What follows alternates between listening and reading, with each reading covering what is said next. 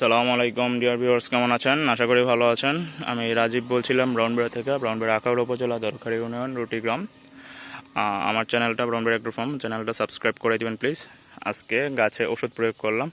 সামনে শীত আসতেছে, শীতের পরপরই খেজুরের সিজন। ফেব্রুয়ারি মার্চে ফুল আসবে খেজুরে। তো প্রিপারেশন নিয়েছি, প্রিপারেশন এই যে কীটনাশক নাইট্রো স্প্রে করলাম, এই যে কার্বনডিজম ট্রাইজিমেট, এই যে ম্যানসিস বা ম্যানকোজেব, যেটা ম্যানকোজেব কার্বনডিজম আর নাইট্রো।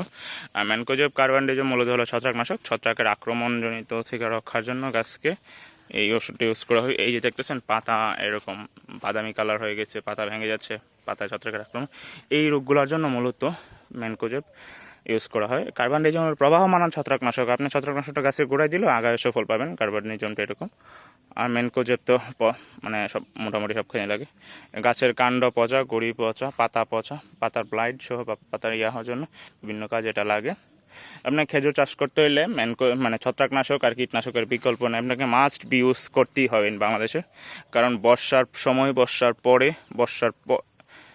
এবং শীতের শুরুতে এবং শীতের শেষে সময়, শীতের শেষে এই টাইমে ছত্রাকের তীব্র আক্রমণ হয়।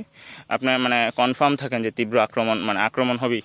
এখানে সময় গাছ নষ্ট হয়ে যাবে, গাছ দুর্বল হয়ে যাবে। তো সেই ক্ষেত্রে রক্ষার জন্য আপনাকে অবশ্যই ছত্রাকনাশক প্রয়োগ করতে পারে। কীটনাশক হলে কীটের আক্রমণ থেকে রক্ষার জন্য খেজুর গাছের গন্ডার পোকা, মাইট সহ আরও বিভিন্ন পোকার আক্রমণ দেখা যায়, সেক্ষেত্রে কীটনাশক ইউজ করতে হয় আপনাকে।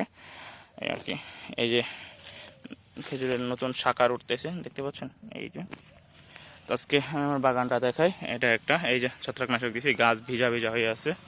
এটা বাগানে বন্যার পানি উঠছিল, তো ওঠার পরে আসলে এই গাছ দুর্বল হয়ে গেছে, নিচের বহু পাতা কাটতে হয়েছে, আক্রান্ত পাতাগুলো কেটে ফেলছে। এই আর একটা, এই যে এখানে খেজুর গাছটা মারা গেছে। এই যে একটা, মাশাআল্লাহ। আসলে মূলত সামনে ফলনের জন্যই প্রিপারেশন নেওয়া হচ্ছে। দেখা যাক, আল্লাহ ভরসা, আল্লাহ কী রাখে ভাগ্যে। এই যে আরেকটা, মাশাআল্লাহ।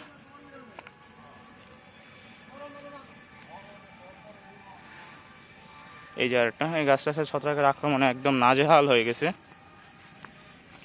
খেজুর বাগানে সাথী ফসল হিসেবে কলা আর পেঁপে চাষ করছি। খেজুর তো অনেক লং টার্ম, দীর্ঘকালীন একটা ফল, এই জন্য আর কি। এই যে আরেকটা, এটা ছোট গাছ, ওইগুলোর তুলনায় বয়স অর্ধেক। এই নতুন নতুন রোপণ করা হয়েছে।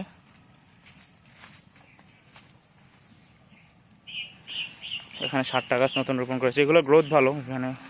এই যে আরেকটা, মাশাআল্লাহ। এটার আপনার 14-15 মাস বয়স হলে, এই দেখেন 14-15 মাসে গাছের শিকড় মানে শাখার চারা পর্যন্ত বের হয়ে গেছে। যে তো খেজুরের মূল বৈশিষ্ট্য হলো অবশ্যই গোড়ায় শাখার চারা থাকবে, দেখতে পাচ্ছেন। এই যে আরেকটা। তো গাছগুলা 14-15 মাস বয়স হিসেবে আলহামদুলিল্লাহ খুবই ভালো গ্রোথ আছে। নিয়মিত ছত্রাকনাশক, কীটনাশক এগুলো স্প্রে করলে গাছগুলো আরও ভালো থাকবে। এই যে একটা,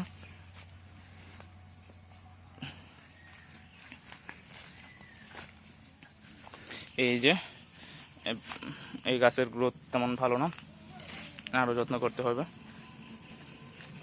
এই যে আরেকটা, এখানে একটা নতুন শাখার চারা লাগানো হয়েছে। শাখারটা অবশ্য সুস্থ না, ছত্রাকের আক্রমণ হয়েছে মারাত্মক, তো সেক্ষেত্রে এটা ঢেকে দেওয়া হয়েছে। ওই যে আরেকটা। সবাই ভালো থাকবেন, দোয়া করবেন।